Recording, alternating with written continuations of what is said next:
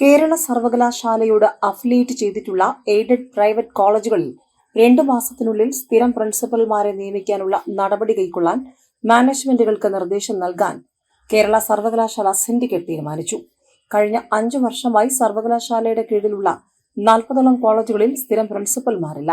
മാനേജ്മെന്റിന് താൽപര്യമുള്ള പാർശ്വവർത്തികളായിട്ടുള്ള താരതമ്യേന ജൂനിയറായ അധ്യാപകർക്കാണ് പ്രിൻസിപ്പൽമാരുടെ ചുമതല നൽകുന്നത്. ഇതിന് കടിഞ്ഞാണിടാനാണ് സിൻഡിക്കേറ്റ് തീരുമാനം.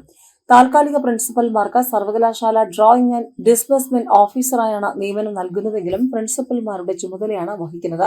ഇവർക്ക് പ്രിൻസിപ്പൽ നിയമനത്തിനുള്ള മിനിമം യോഗ്യത ഉണ്ടാകാറില്ല. യൂണിവേഴ്സിറ്റി ചട്ടമനുസരിച്ച് പരമാവധി 3 തവണയിൽ കൂടുതൽ ഡ്രോയിംഗ് ആൻഡ് ഡിസ്ബഴ്സ്മെന്റ് ഓഫീസറായി അംഗീകാരം നൽകാൻ പാടില്ലെന്നാണ് വ്യവസ്ഥയെങ്കിലും സിൻഡിക്കേറ്റിനെ സ്വാധീനിച്ച് ഇവർ വർഷങ്ങളോളം പ്രിൻസിപ്പൽ ചുമതലയിൽ തുടരുന്നുണ്ട്. കേരളത്തിലെ എല്ലാ യൂണിവേഴ്സിറ്റികളിലും ഈ നില തുടരുമ്പോഴാണ് മാനേജ്മെന്റുകളുടെ പാർശ്വവർത്തി നിയമനം നിർത്തലാക്കി സ്ഥിരം നിയമനങ്ങൾ നടത്താനുള്ള കേരള സിൻഡിക്കേറ്റ് തീരുമാനം. ന്യൂനപക്ഷ അവകാശമുള്ള മാനേജ്മെന്റുകൾക്ക് അവർക്ക് താൽപര്യമുള്ള സ്വന്തം സമുദായ അംഗങ്ങളെ പ്രിൻസിപ്പലായി നിയമിക്കുവാൻ ലഭ്യമല്ലാതെ വരുന്നതാണ് സ്ഥിരം പ്രിൻസിപ്പൽ നിയമനം നടത്തുന്നത് ഒഴിവാക്കാൻ കാരണമെന്ന് ചൂണ്ടിക്കാണിക്കപ്പെടുന്നു. 2018 UGC റെഗുലേഷൻ പ്രകാരം പ്രിൻസിപ്പൽമാരായി നിയമിക്കപ്പെടുന്നതിന് PhDയും 15 വർഷത്തെ അധ്യാപന പരിചയവും അസോസിയേറ്റ് പ്രൊഫസർ സ്ഥാനവും 120 പോയിന്റ് റിസർച്ച് സ്കോറും നിശ്ചയിച്ചിട്ടുണ്ട്. പ്രിൻസിപ്പൽമാരെ പത്രപരസ്യത്തിലൂടെ അപേക്ഷ ക്ഷണിച്ച് നേരിട്ട് ഇന്റർവ്യൂ നടത്തി നിയമിക്കുകയാണ് വേണ്ടത്. നിയമന കാലാവധി 5 വർഷമായിരിക്കും. പ്രവർത്തനം തൃപ്തികരമാണെങ്കിൽ വീണ്ടും 5 വർഷം കൂടി കാലാവധി നീട്ടി നൽകുവാൻ മാനേജ്മെന്റിന് അവകാശമുണ്ട്. സർക്കാർ ആർട്സ് ആൻഡ് സയൻസ് കോളേജുകളിൽ കഴിഞ്ഞ 5 വർഷമായി സ്ഥിരം പ്രിൻസിപ്പൽമാരില്ല. ഇപ്പോൾ തന്നെ 37 കോളേജുകളിൽ മാത്രമാണ് പ്രിൻസിപ്പൽമാരെ താൽക്കാലികമായി സർക്കാർ നിയമിച്ചിരിക്കുന്നത്.